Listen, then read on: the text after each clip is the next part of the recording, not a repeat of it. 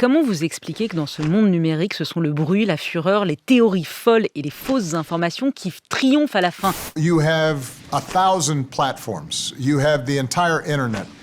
And you no longer have any kind of agreed upon rules about what is true and what is false.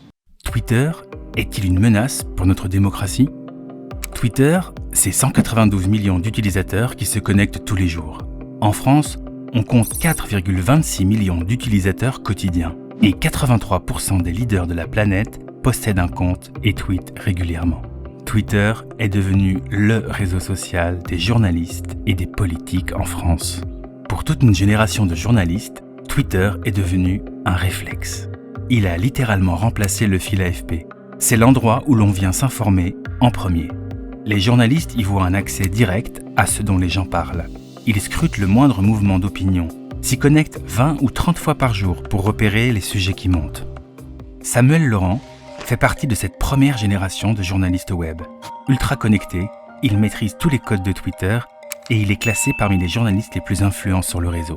En 2014, le journal Le Monde crée les décodeurs, un service de vérification factuelle. Samuel Laurent dirige le service et se transforme en chasseur d'intox. Samuel Laurent explique que Twitter a deux visages. Tout d'abord, c'est un outil d'émancipation et un accélérateur de mobilisation. Sans Twitter, pas de mouvement planétaire comme MeToo, Black Lives Matter ou plus récemment MeToo Inceste.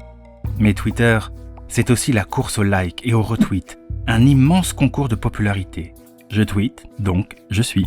Autre travers, Twitter encourage l'indignation permanente. Il crée des camps qui s'opposent. Il n'y a pas de position médiane. Il y a une injonction sur les plateformes sociales au positionnement. On est pour ou on est contre. Twitter privilégie les comptes qui ont une opinion sur tout et des avis tranchés. 5G ou lampe à huile, les Français vont-ils devoir choisir leur camp ? Team 5G contre Team Amish, Team vélo contre Team voiture.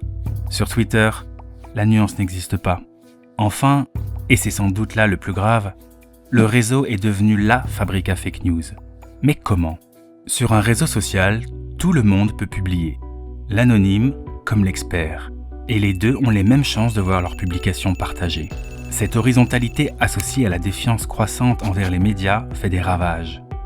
Les Français qui croient à 59% à l'efficacité de la chloroquine, vous comprenez qu'ils aient envie d'y croire ? À force de likes et de retweets, n'importe quelle opinion peut venir concurrencer la puissance d'un reportage de terrain ou l'enquête d'un journal. Pour lancer une rumeur, il suffit de peu de moyens. Une chaîne YouTube ou un simple compte Twitter et le tour est joué. Une formule bien tournée que Twitter va rendre virale, transformée en information nationale, voire mondiale.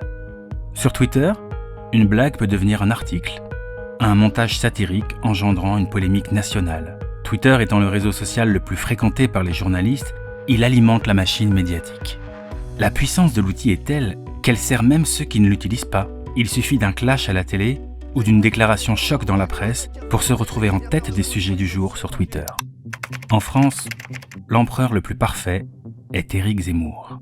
Depuis son passage sur France 2 comme chroniqueur dans On n'est pas couché, l'émission de Laurent Ruquier, il a profité d'une notoriété décuplée, acquise grâce aux indignés de Twitter, qui en condamnant ses propos honteux ou à vomir, lui ont offert une circulation exponentielle.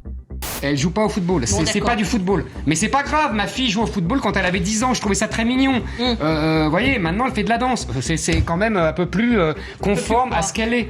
Éric Zemmour est un symptôme d'une maladie qui a touché toutes les chaînes d'infos en continu, comme LCI, CNews ou BFM TV. Il coûte beaucoup moins cher de faire parler 4 éditorialistes pendant 1 heure sur l'actualité, même s'ils n'ont aucune expertise, que d'envoyer un journaliste en reportage ou de mener une enquête de terrain. Et un bon coup de gueule rapporte 10 fois plus d'audience sans débourser 1 euro. Voici comment, en direct sur CNews, le journaliste André Berkoff commence à émettre des doutes sur un fait divers réunissant un sans-papier, un enfant et un balcon. Alors l'histoire de Mamoudou Gassama, elle est intéressante parce qu'elle est emblématique du fonctionnement des réseaux sociaux et de comment une intox peut passer comme ça dans le grand public. Ça se passe en 2018 à Paris, c'est un enfant qui est tombé d'un balcon, qui se retrouve raccroché par les bras à l'étage en dessous, et donc c'est filmé par un voisin, l'enfant est au 4e étage, il risque vraiment de mourir s'il tombe, et là il y a un jeune homme, dont on saura plus tard qu'il est malien, qu'il est sans papier, qui s'appelle Mamoudou Gassama, qui escalade les 4 étages de l'immeuble à toute vitesse et qui arrive à rattraper l'enfant et à le ramener sur le balcon. Un geste assez héroïque qui lui vaudra d'ailleurs d'être reçu à l'Élysée et d'obtenir la citoyenneté française.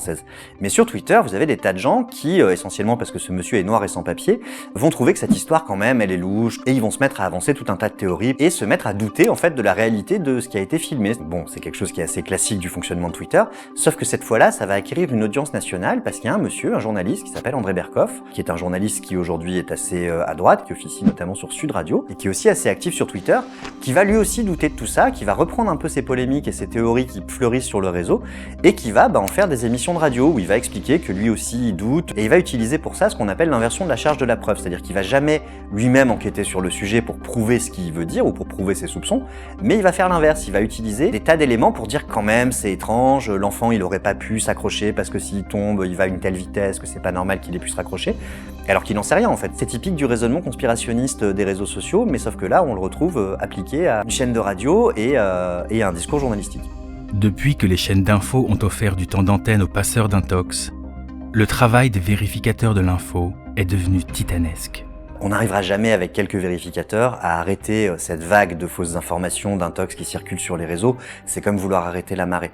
Ce qu'on peut faire en revanche, surtout nous, les journalistes, les politiques, les universitaires, les gens qui sont un peu des professionnels de la parole et dont la parole a un poids, c'est de se dire qu'on n'est pas des utilisateurs lambda et que notre parole, elle pèse et que donc il faut qu'on apprenne à mieux utiliser les réseaux sociaux, c'est-à-dire à modérer ce qu'on y dit, à pas tomber dans leur grammaire, à pas tomber dans cette culture des clashs, à pas relayer n'importe quoi sans le vérifier et à faire attention à pas se retrouver prisonnier des réseaux et prisonnier de la manière qu'ils ont de façonner un monde fait de clash, de noir, de blanc, de dichotomie, et à apprendre à y ramener un peu de nuance et un peu de recul.